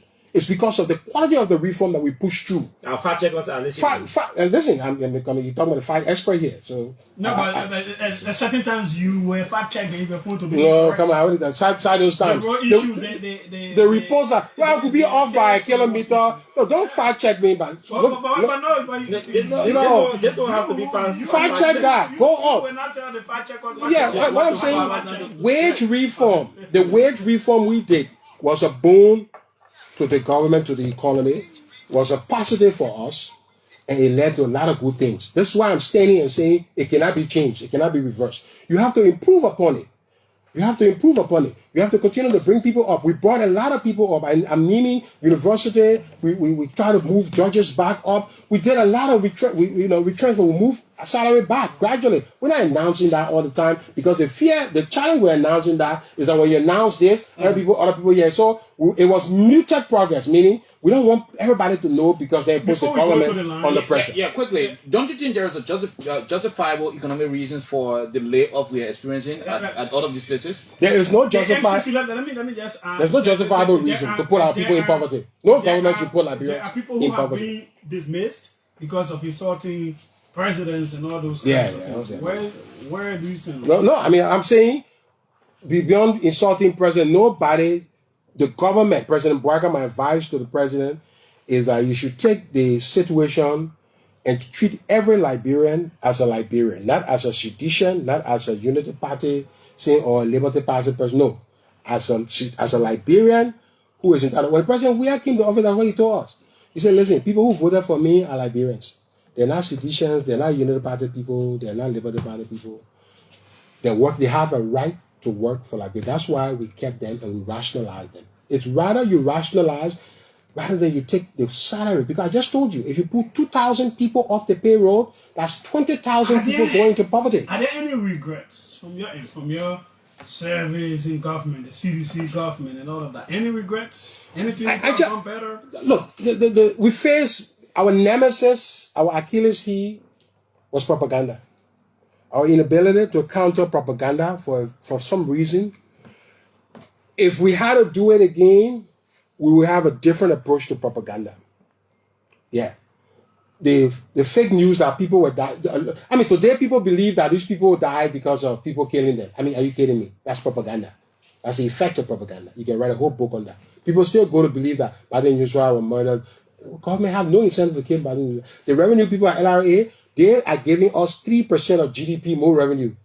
That the government will be killing people who are contributing more to the revenue? No. If anybody killing anybody, that the business people who they're harassing to pay more will be in trouble, will be angry with them. Not the government that are receiving the revenue from them. So how do you do a revenue audit? All those people that were just unfortunate circumstances, but it was politicized. How do we deal with our politics? I mean, the conspiracy against the government in terms of misinformation, from 25 million fiasco, mop up, lying, we use 25 million to 16. I mean, to the extent that even though 16 billion is a lie, you journalists are not able to hold Senator Dillon, all these people that say Senator Dillon, asking the question when he come on your show, do you still believe 16 billion is a lie or not? You haven't been able to press him. Then he come and say, yeah, no 16 billion missing. He will never say that, ask Senator Dillon. He will never say 16 billion when I'm missing because he still wants to profit from the propaganda. So my regret, largely, is this communication piece that we could do better. In opposition, we have to handle that effectively now. The team, the CDC has to marshal all of its experts who are in government. They have to be across the board consensus, especially from former government officials who got to be vocal, who have to stand up to the current government factually. We don't want to. We don't want propaganda. We're going to use the evidence of economics and the science to bring it to the government. We're not going to lie on the government. Okay, lastly from my end, there is this thing that you will leave the executive, especially when your government is not re-elected, and later on you run for the legislature. Are you telling to run your district? Will you be running around Maryland telling the people you want to be senator or something else? or even in my in his district? I leave all options open. Come again. All my options are open. Let's go to the line. Just a minute. What if the cover regime knows the strength? What if they are called upon to help? Are you willing to pull? Minister Kafonse, come rest. So listen. Even Mr. President. Come look. I will owe my listen. The Unity Party government. I was an economic consultant in the government of Unity Party. That's how I was the lead economist at MCC. So if you're called today, you go. No. The question is. Our country needs the best. Our country has problems. I just described the problem to you. Hey, you're one of the best, so you will go. No, I'm not. I may choose not to go. I'm not a question. Right now, no. Right now, why is it my best advice, I would not want to serve in this current administration. To say become somebody because you're persecuting you? No, hold on. Okay. But the question is it possible for my ideas to go to them in some way, I can tell you I will not say no, because I know what, it hurts me if the Liberian people are voting for one thing. Let's say we should be doing this bottle, and instead the country is doing this handkerchief. And all the political discourse is around this handkerchief. We're making noise when it is the bottle that we should be making noise on. It hurts me. So something in me say, listen, the people are voting for people because of this handkerchief when they should be voting for people because of the bottle. Okay. So there's a misalignment. We have to patriotically correct that misalignment. And this is where, guys like Gaffer, others should temper the discourse from hate and see what is the right thing that we need to do to get Liberian private sector. And Liberian business person talked to me last night, almost cried. They lost everything from COVID-19. They are struggling where they went in a foreign country. I just thought, how many persons you hired? I had around 47 persons. Everything gone. Okay. That person can get Let's go access to to finance again. And get public inputs. Yeah. Samuel Tweah is right here, former Minister of Finance and Development Planning of the Republic of Liberia, going through an hour 40 plus minutes of a grueling, very grueling interview. Some of the toughest around. 777-700 995 555 995 995. The numbers to call. Let's take Steve Lampe. Welcome, sir. Yeah, Julius, how are you? I'm fine. Go ahead. Welcome, Minister Tweah. Hey, Chief, how are you, man? Yeah. Julius, I want everybody to listen keenly. We have a country that was established based on a wrong foundation. What Minister Tweah is saying in there, I think this morning I just called you. And you can read on Bill Fittis' curves in economics. It basically trying to speak about the twin evil that every economy faces: employment and unemployment, and the inverse relationship. The harmonization, I told you this morning, for any government now to reverse it, you have to do two things. Either make yourself unpopular and there's popular uprising. You have to close leakages by cutting down the millions that we spend in the House, in the executive, and at the judicial branch. Or by doing mass dismissal. Because every government coming continue to implore. The waste bill from Manasari time, I assume it was for the 2000. CDC added their own. 42 million. Yeah. Yeah. Now, as you're speaking, No, not 42 yeah, million. more people being employed in government. So how do you stabilize it? The How do you increase the efficiency? wage bill that I saw in the draft recast budget is around 301 million annually. Yeah. So we are running a government like we are developing what I call a kind of social welfare. So if you have to harmonize now, you either dismiss or you cut down the million that legislature receiving and close down the leakages. Okay. Other than that, it's not a quick fix solution. Period. Thanks so kindly, sir. Let's see who's right here. Welcome. Let's hear you.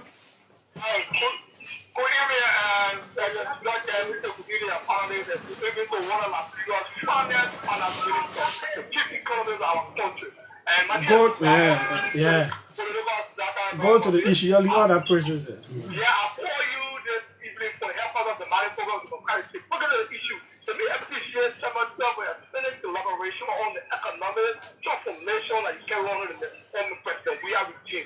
This regime stand on the direct mandate to deliver what is the you actually the harmonization was the worst thing that ever happened in the Korea regime of this country. We can the harmonization. Okay, thanks so kindly. You challenge. Let's take journalist Danijos Mate. Danijos, welcome. Thank you, Julius, for the singular privilege, and let me say good evening to the former minister. Welcome to Liberia. But I got a question for you. Thank you to the panelists also. I think it's been a healthy exchange of questions and responses. Minister, this is my question. What would you have done better if you were given the chance, to serve as Minister of Finance that you did not do? And then two, I hear you talk about the consequential, if I got the word remember correctly, for the posture improvement that the former government made with the harmonization that brought your government put up demonized. Do you think now that any government after you can effectively and efficiently run with the harmonization process, considering the challenges that you face and working on all the state force? Those are my concerns. Okay, thanks. So kindly, he's jotting them down. Let's come to this public line. Welcome. Let's hear you. Good evening. Yes, go ahead. Yeah, I'm too much work for 77. Mm-hmm. Yeah, I'm always getting on the fast phone. I'm enjoying everything. On the regime, that's development. Today, the youth. What kind of development? Thank you. On the regime, so many things that were paid. On the regime, we see different commitments were built. So you even tell that you are minister for the poor people. Because through that infrastructure, through that role, we're going to benefit. We're going to even after the good house, to our schools. So then you take it on a regime. One time yesterday, you're going to pay one fee for the masses. The people that manage 34, the people that manage 34 water. But and they still paying it? And they still paying it? Like I say, you know, they put paying the team, my man. Okay, thanks so kindly. Let's take Assistant Minister Cooper Passaway. Welcome. Thank you, Julius. Good evening to your colleagues and good evening to the former Finance Minister. My name is Cooper Passaway and I'm all the team from my office. I just want to ask the former Finance Minister a few questions. One, how do you see as a former government official for the state right, you have been session by the American government because corruption, quote unquote, high practices and all of these issues. Also, I think see also right because of power shifting government, you're different. I'm just saying, you're probably being accepted because the American is saying that you get to pay to you because of your existing government doing the form where I think the former government official. Thank you. Okay, thanks so kindly. Welcome. Let's hear you quickly. Jesus, how you doing? I'm fine. Right here. Yes, go ahead, Eric. I just want to say welcome to Liberia, our former minister. Thank you. You have spoken well. The issue about the sanction of your family, we wait that the U.S. government can give you people due process. As it is, we yet to know the reason why that was done.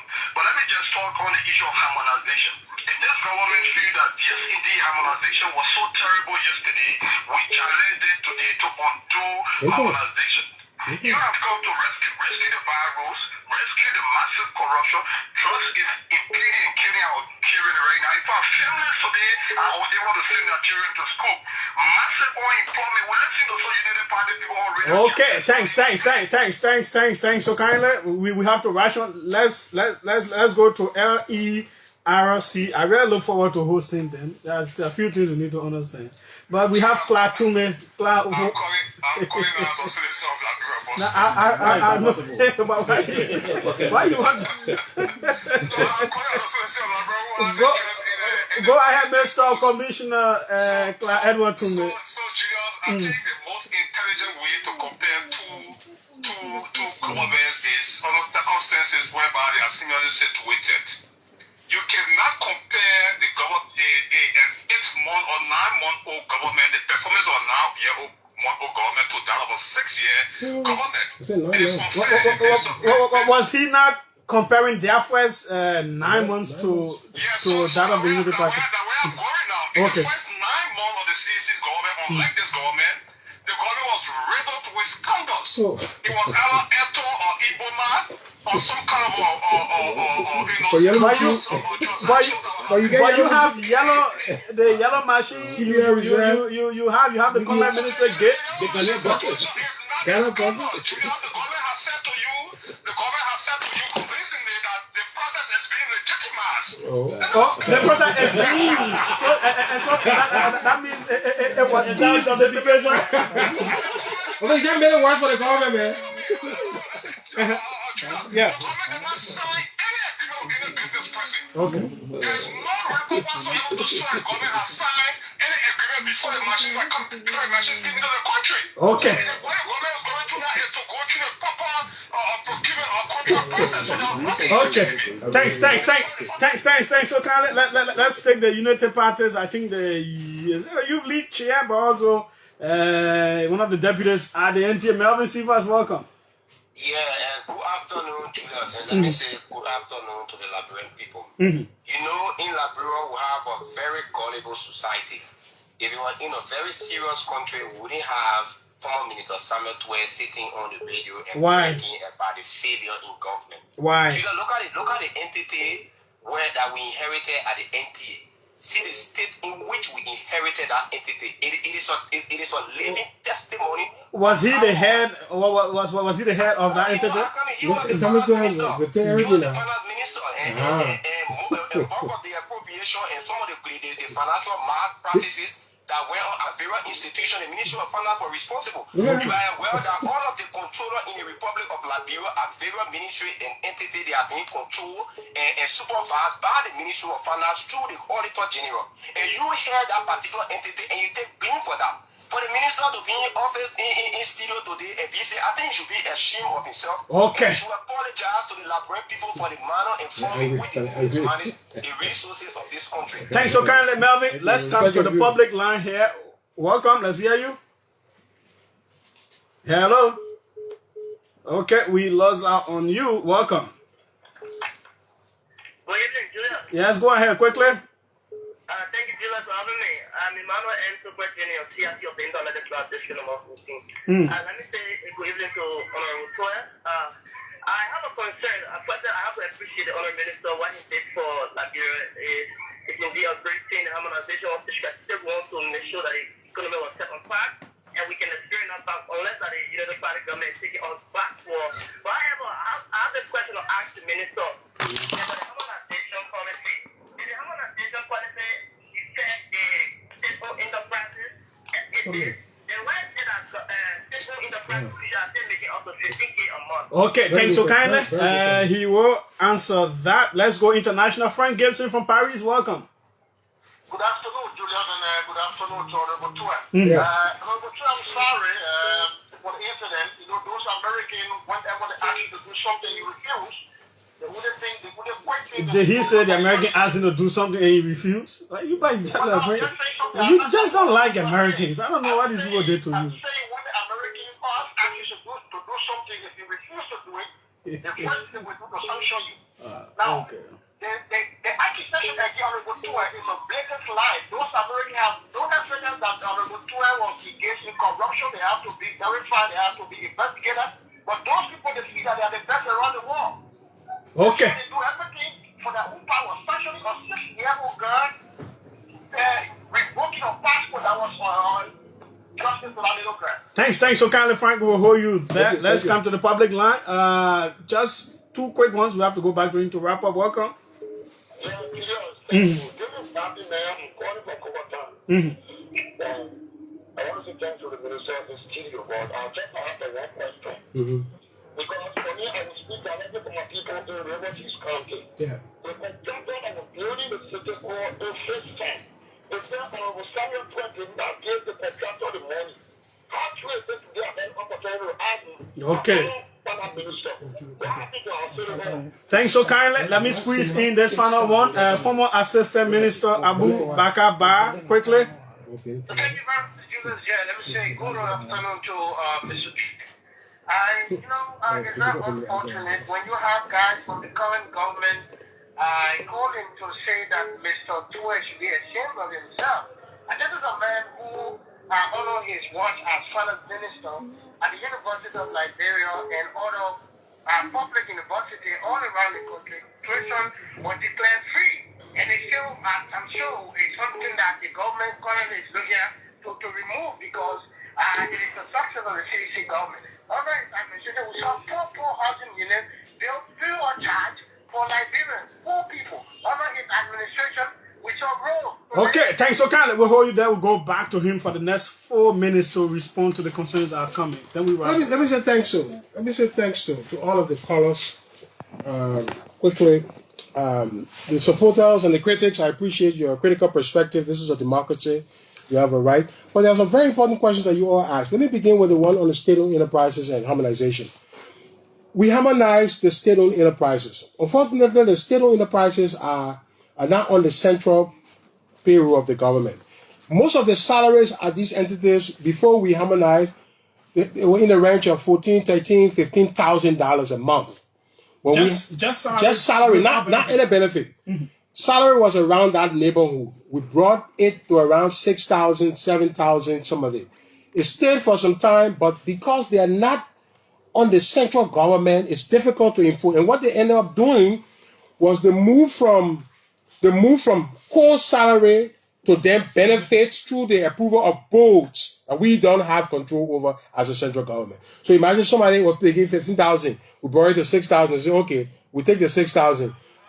Generator, like Patrick Honda generator, we give you $4,000, we added there.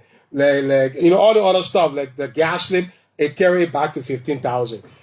This government has the obligation to continue harmonization of state-owned enterprises because, listen, in 6 years, we were solving a smorgasbord of problems. The whole world was crashing. Inflation, COVID-19, wage harmonization, the work the president did. I'm telling you, people are going to appreciate President Weah's work now under President Boakai than they appreciated it under President Weah. So that was a good question you asked. Generally, I would just give some remarks to all of the questions. Steve Fampley, the first caller, said you have to, he's right, you have to plug leakages in revenue. You have to ensure that salary stays within the certain level. But I don't think the way to go about it is to take Liberians from the payroll. What you do is that whoever is on the payroll, rationalize the pay system, keep them on the payroll because of poverty purposes. If you bring Liberians down, you're going to worsen the poverty curve, which is already declining. But we're going to see next year in the World Bank report whether that decline continue because that's the evidence that it was declining on President Weah. Is it going to increase on President Boakai? So, but your advice was well taken. What could you have done better? Okay, on the harmonization. Listen, as I said, we face a lot of propaganda. Many of the challenges, many of the negativity associated with our government have to do with perception. Perception that wasn't really there. And so people were not in a position to listen to the gains that we were making, to appreciate. They may in hindsight appreciate it now. What we'll do better, obviously, we will work holistically as a government as a whole to tackle problems. We will communicate our successes better, okay, and face the challenges holistically as a government better. So we want to improve upon that. Yes, in our first 9 months, we are better off. Who was that? One of the Unity Party callers said, Clyde Edotume. If you're comparing our 9 months to your 9 months, if the election were held today, we're winning you on that one. Because 9 months, in 150 days, we did tuition-free policy. We did WAS-free. We sent 18 medical doctors. Dr. Robert Porter walked to my office almost crying and said, Minister, you are the first government doing what I always desire, send these children for training. Just upon you can tell the president, thank you, I want to see the president. Ask Dr. Porter, he came to the Minister of Finance, telling me thank you to convey the thanks to the president. We sent doctors away. All right? We laid the groundwork for a Medicare 14 hospital. We did all this work. Okay, digitization of the university. Today, you take for granted that university students can go online. When we came, people were in the president's office every day. University students were protesting every day about registration. The president said, but what does it take to digitize registration? We're in the 21st century. This is 2018. Are you kidding me? You guys standing online and see Mr. President Best. He called the ministry, the university authority. Council Norris Tweah came, brought the university people. President said, listen, I will do a procurement process. And in 3 months, digitization was there. That's what you call deliverable. All right? That's what you call 9-month deliverable. Okay? So we did better. That's how we will let it go. It's already 6 o'clock. Next up is the news. Winston Bladley of Banner FM, thanks so kindly for being here. Prime FM also relayed this show. Thanks so kindly to them. Austin Cowan Freedom, thanks for being here. Oliver Khan, thanks for being here. And former Minister Tweah, thanks for accepting our invite to join. Thank you for a tough interview. Yes, hope in the near future we can have you. We can have both time. Ongoing things. Very good interview, John. I enjoyed the interview. So continue to follow DTV online. We are closing. Thank you for watching.